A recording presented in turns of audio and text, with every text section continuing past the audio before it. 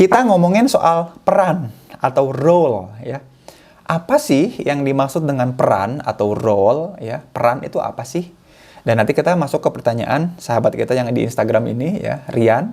Gimana cara kita tahu peran kita di dunia apa?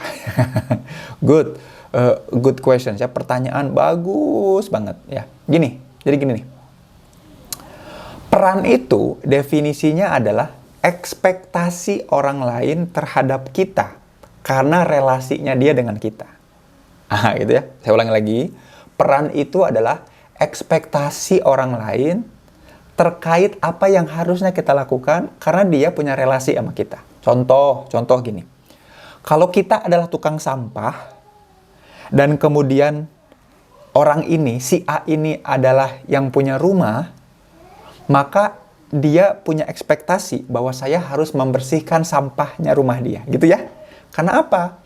Karena kemudian peran saya adalah tukang sampah yang membersihkan sampahnya dia.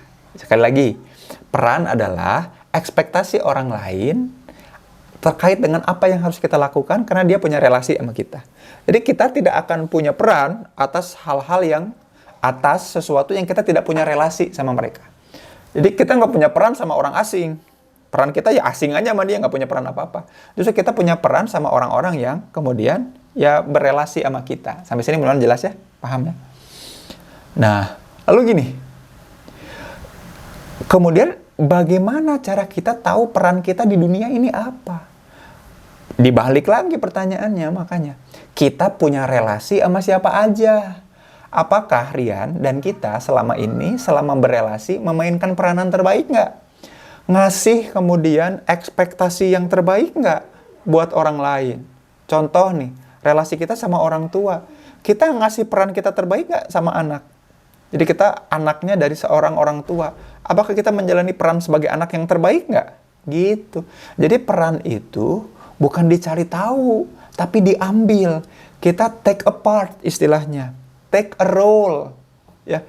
Jadi peran itu, makanya kenapa kalau dalam bahasa Inggris take a part ya.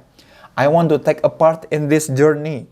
I want to take a part in this movie gitu ya. Aku tuh pengen ambil bagian. Kenapa? Karena peran itu diambil. Ketika kita punya relasi sama orang lain akan punya ekspektasi sama kita. Nah, seberapa mampu kita mewujudkan ekspektasi itu dalam bentuk perbuatan dan perilaku, itulah yang disebut dengan peran. Gitu.